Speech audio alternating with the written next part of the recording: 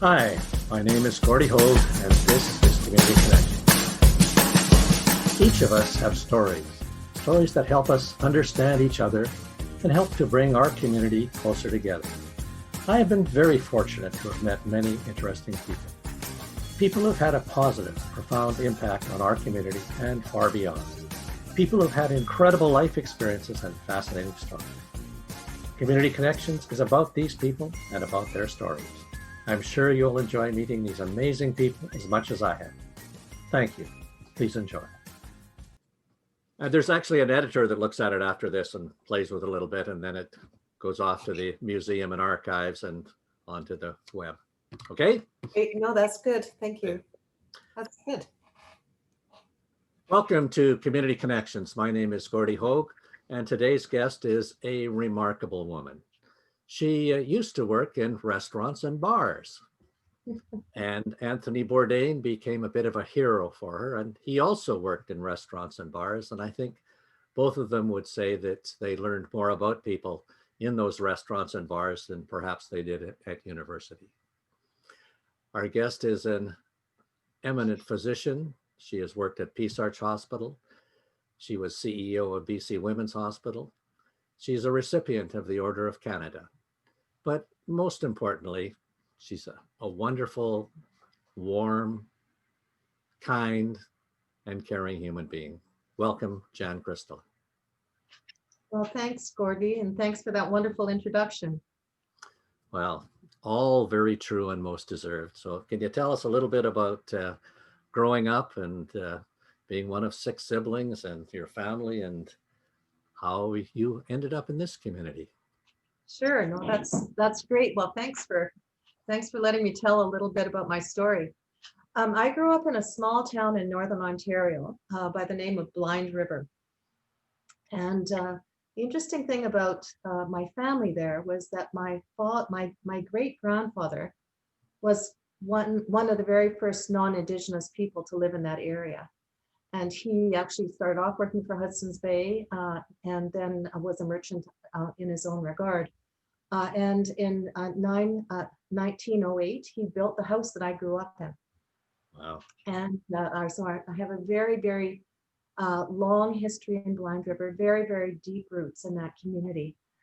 And I still am very much a part of that community. I go back every summer, and my mother lived there until she died last year at the age of 93. So we do have a bit of a family dynasty there for sure.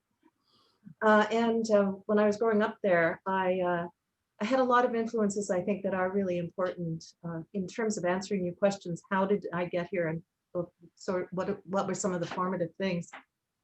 I would say right from the beginning that many towns in Canada are, especially in the north, are unique in that they have very large Indigenous groups associated with them, and the reserve just outside Blind River, Mississauga First Nation, was at that point almost as big as the town itself. So I grew up hearing a smattering of Anishinaabe spoken at that point, and many of my friends were from the reserve as well. And from the time I was a little kid, I did notice that there was significant disparities between the two communities in terms of wealth and in terms of opportunity and various things. And that really has always influenced me in that I mean, it's one of my strongest beliefs is that we have to take the road of reconciliation with our First Nations, with our Indigenous peoples in this country, because the history is long and it is hard. So anyway, so that was when I was growing up there, and I was one of 6 siblings, the second one, and we weren't poor. My parents were both teachers. We weren't rich, but we weren't poor, and we had a loving family, and but we all worked hard. And by the time I was going to university, there were already 4 other kids in university altogether, at least by the time I was starting medical school. So we all worked to get ourselves through school. And what I always did, as you suggested, was I always had a job on the side. and it usually was in a restaurant or a bar or something like that, because there was something about it. And I think it has given me a lot of personal skills that I might not have gotten otherwise. It's funny, your comment about Anthony Bourdain is sort of germane, because I think he was such a fantastic human being, and he had a sort of a gutsy, folksy way of looking at the world, and he seemed to understand basic humanity. And I think that's one of the things that I've always strived to do as well. But the summer before I went to medical school, I worked a couple of jobs, and the main one was in a bar in Elliott Lake, Ontario, which is about 40 miles from Blind River, 60 kilometers. And it was a rough bar. Yeah, there was a lot of miners that were in there, and it was a rowdy place. But I loved it, had a great time, and had a great time working with the manager, Chris, who was a wonderful woman as well. And there was one story about that I think is very poignant, and that is nobody had ever met anybody who'd gone to medical school in that crowd.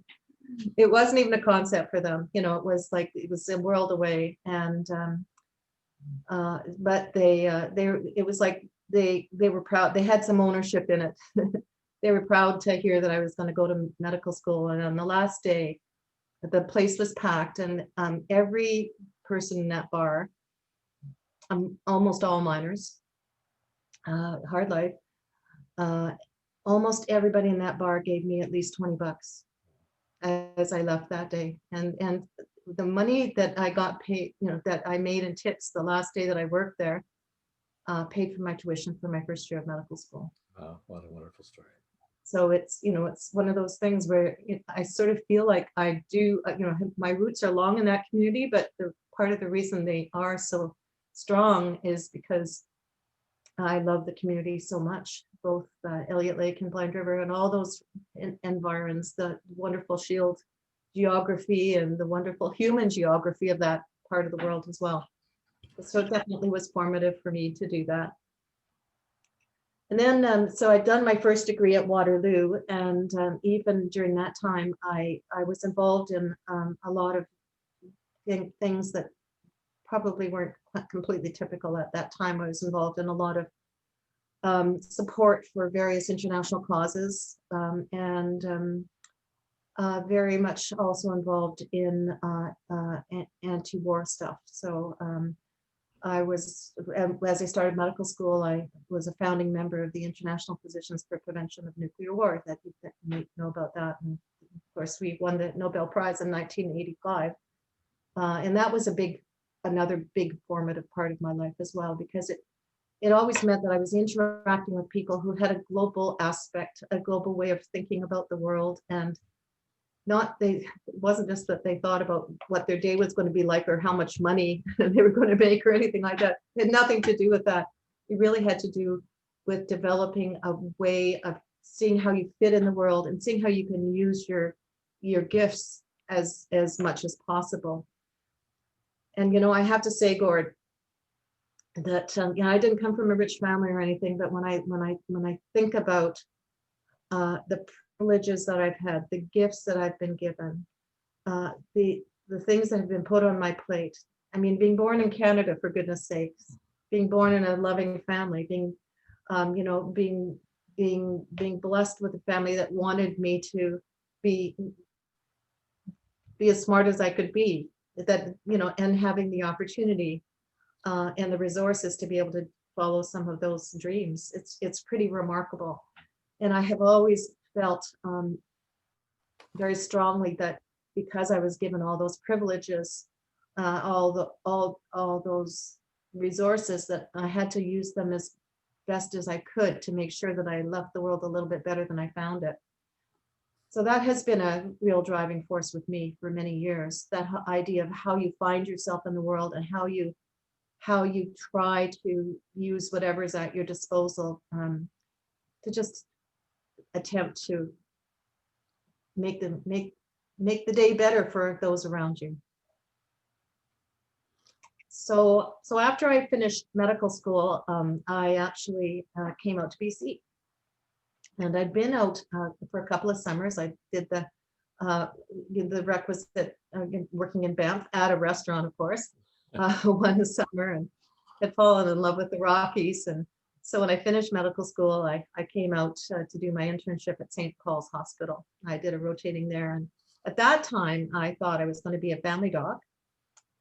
And I was interested in working outside in a small town and in maybe something like Blind River.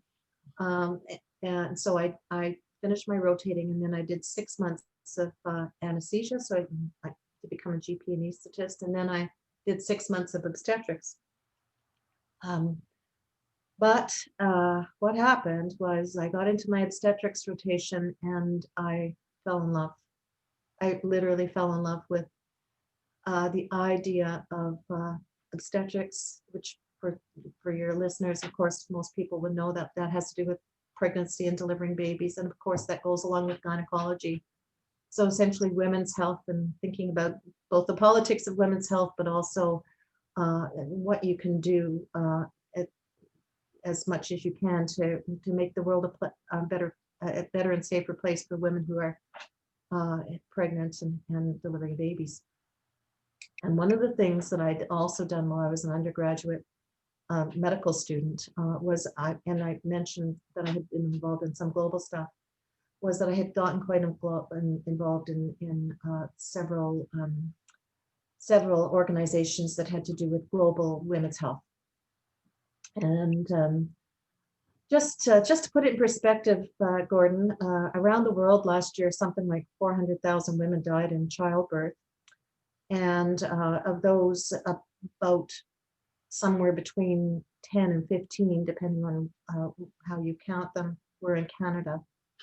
And what that means is, for every 100,000 births that we have here, something like 5 women die. So that's a lot.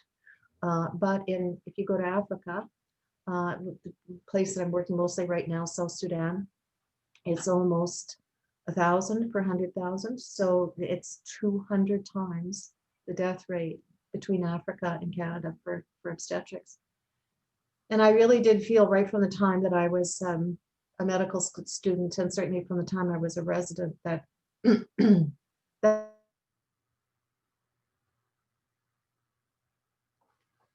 I was really interested in trying to figure out how I could do that. It's interesting. I loved my practice in White Rock, and as you probably know, when I was working here, Gary Jackson and I were the only 2 OBs for many, many years. And we delivered about 300 babies each year, a lot of babies, every second night, working really hard. And it was a wonderful life. And I can't tell you how blessed I felt to have been able to practice in White Rock. I love this town, and I love the people of this town. And yet at the same time, in the back of my mind, I still had this niggling thought that there was so much more to do in terms of what could be done for the world, and what could be, guidelines that could be written to make birth safer. But also that, the work that had to be done in Africa, and not just Africa, other parts of the world too, to enhance the systems. So that's been a big driver for me throughout my career.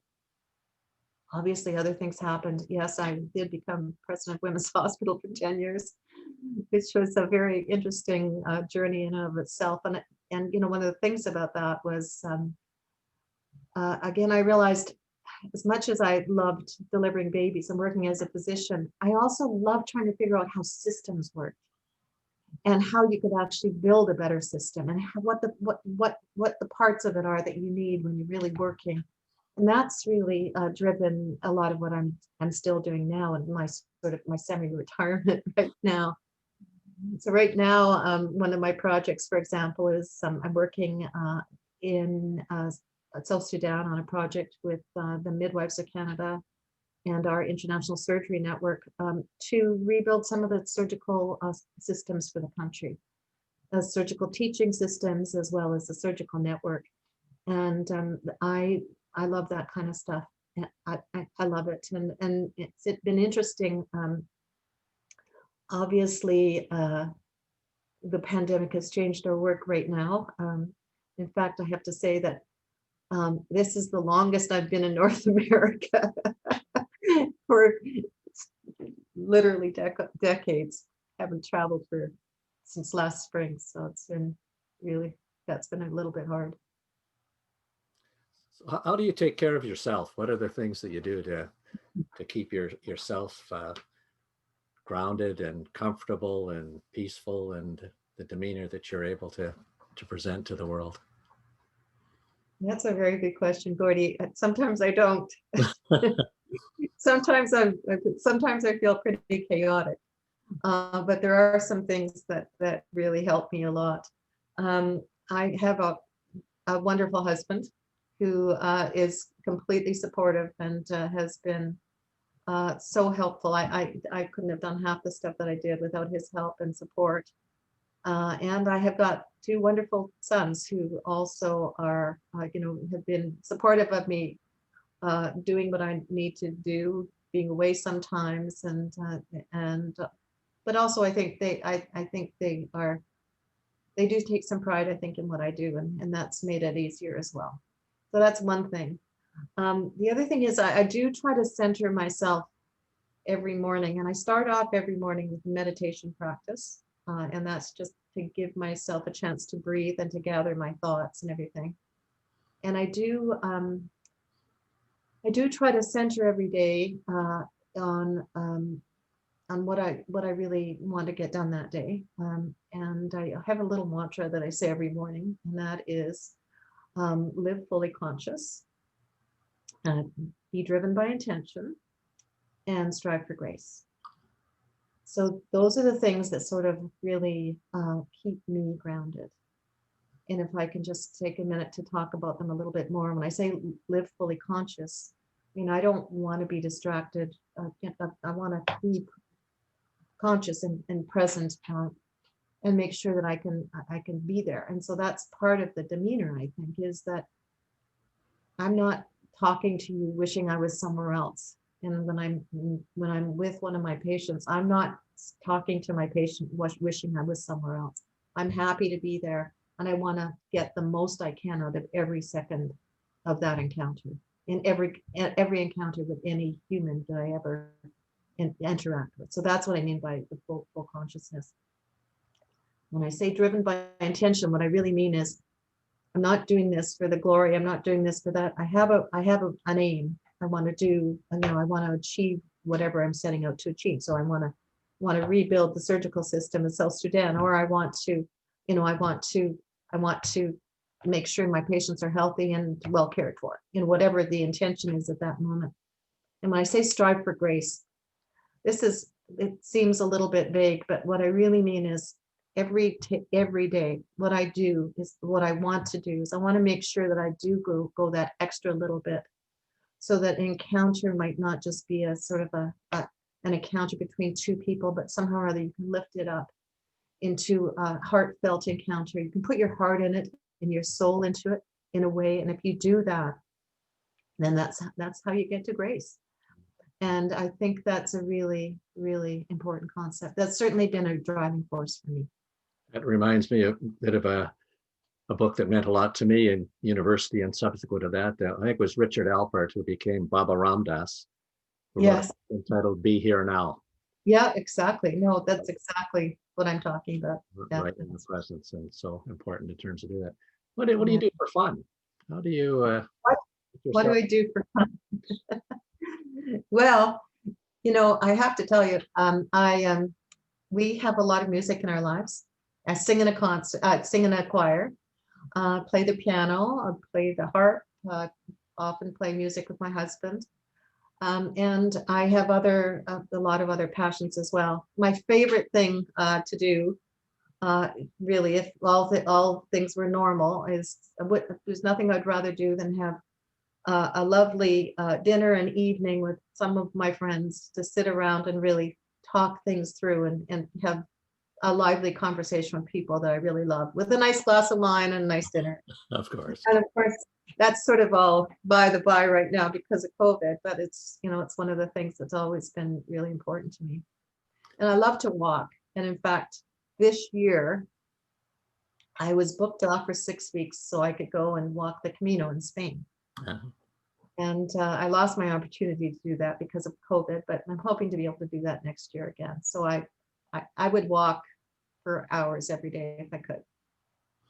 I heard rumors that you might have, at age 16, gone across Canada. Is that a rumor, or is that actually true? Oh yeah, that was the first time. Yes, yes. In fact, there were, and you know, I hesitate to say this because I don't know who's listening, but I wouldn't actually recommend it any 16-year-old girl hitchhike across Canada these days. It's a little different, but it was pretty safe then, and well, it was safer then, I should say.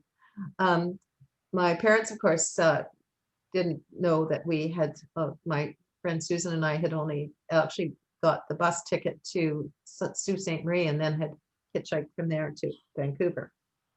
So, so we had a bit more cash in our pocket than we would have if we'd had a bus ticket the whole way. But it was an amazing experience.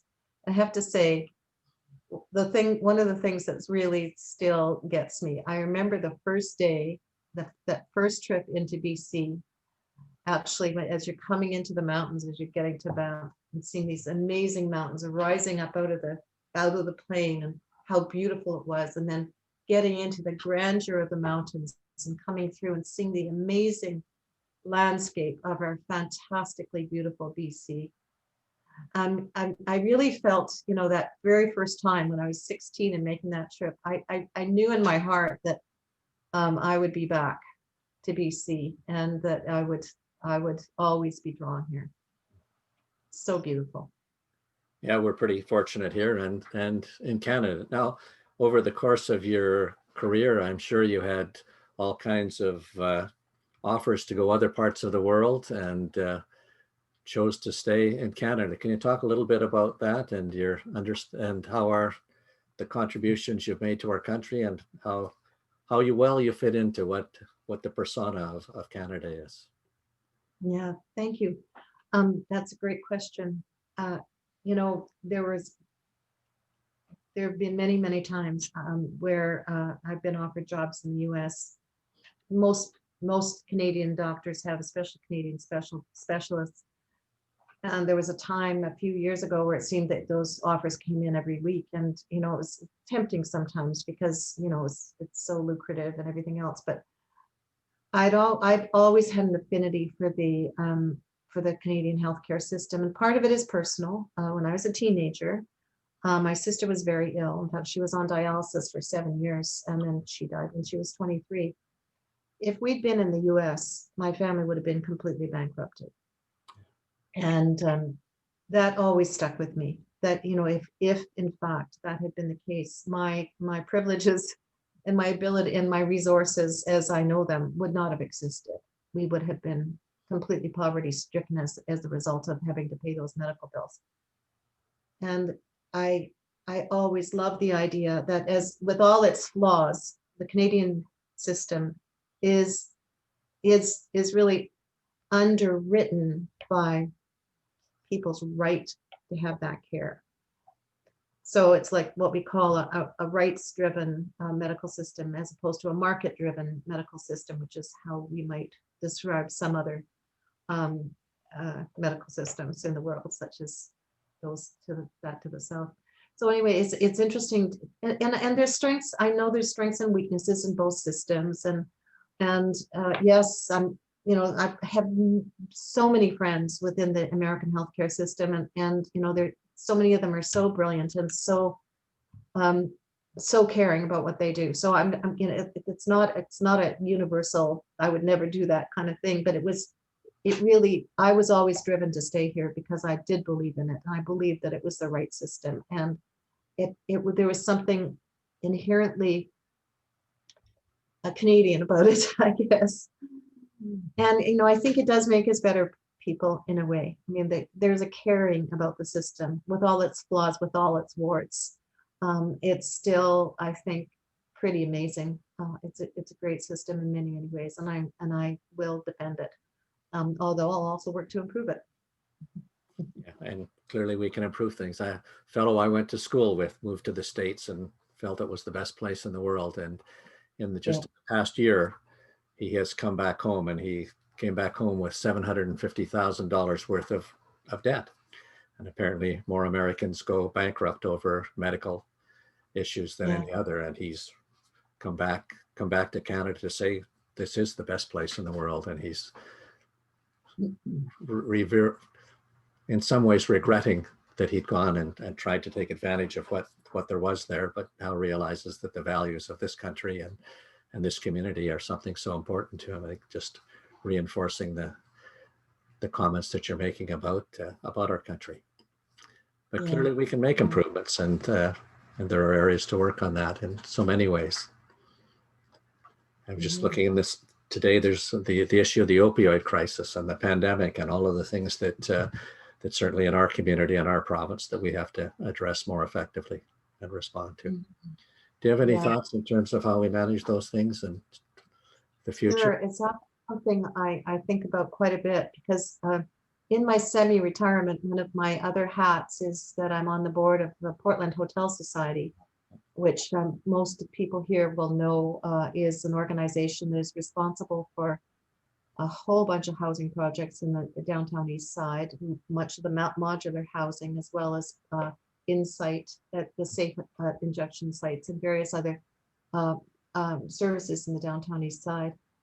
You know, one of the great tragedies, of course, of the COVID, our COVID year has been that the opioid deaths have increased as a result of a number of factors having to do with the way things have changed and the drug supply not coming in.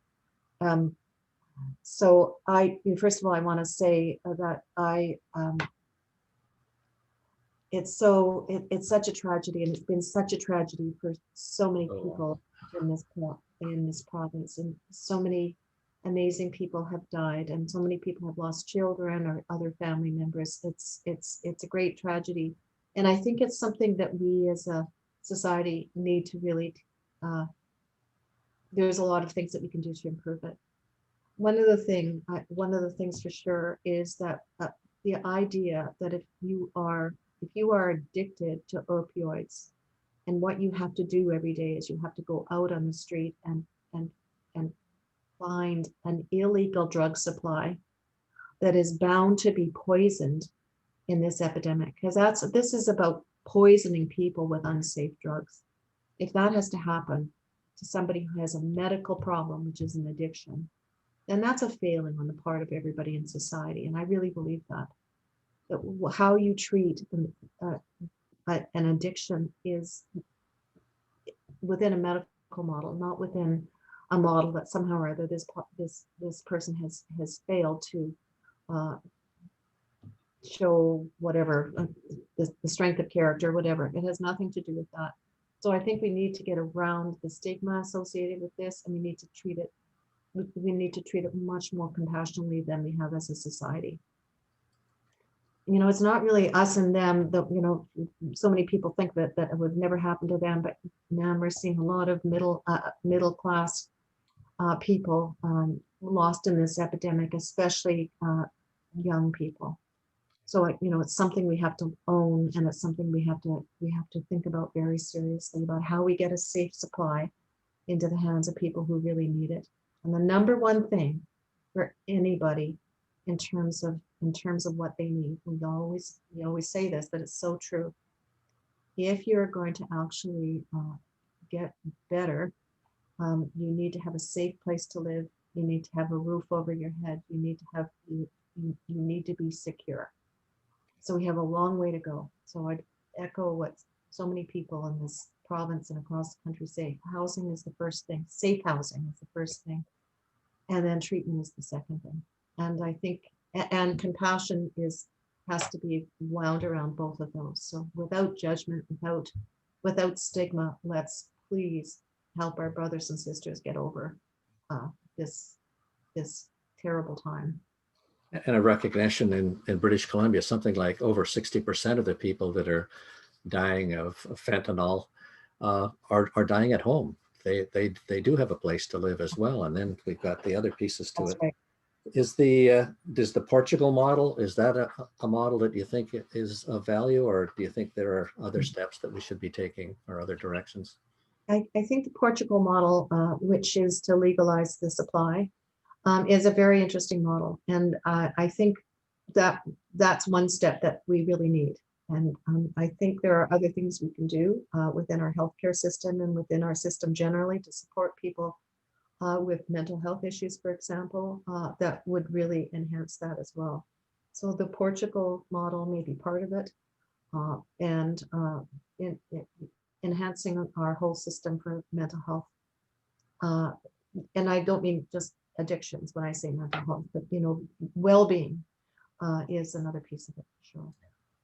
That's certainly a part of, we talk of ourselves being a compassionate and caring society, and that's an area that we really haven't reflected those values very well in the policies and actions that are taking place. Yeah, well, just to one quote comes up, and it's attributed to Mother Teresa. I'm not sure it's from her though, and that is that we'll be remembered for how we treated our most vulnerable. Yeah. And when I can tell you that some of the people who are involved in this crisis, whether they're in the downtown east side or not, are the most vulnerable in our society, and they really need the most compassion. So yes, absolutely. Well, Jan, thank you so very much. And just as we started this, and you talked about Anthony Bourdain being one of your heroes, you have certainly been a role model and a hero for so many in our community and across our country. So thank you so very much for your time and your energy and your efforts, and as they go on to make our community, our country, and our world a better place. Thank you so very much. Thank you for joining us today on Community Connections. Please tune in to our next show as more amazing people share their wonderful stories. If you haven't already, please click on the red subscribe button below, right down there, and view our updates. Feel free to leave any thoughts or comments that you may have. We're always trying to do a better job of connecting this wonderful community. Thanks again for joining, and until next time, keep connecting. Thank you.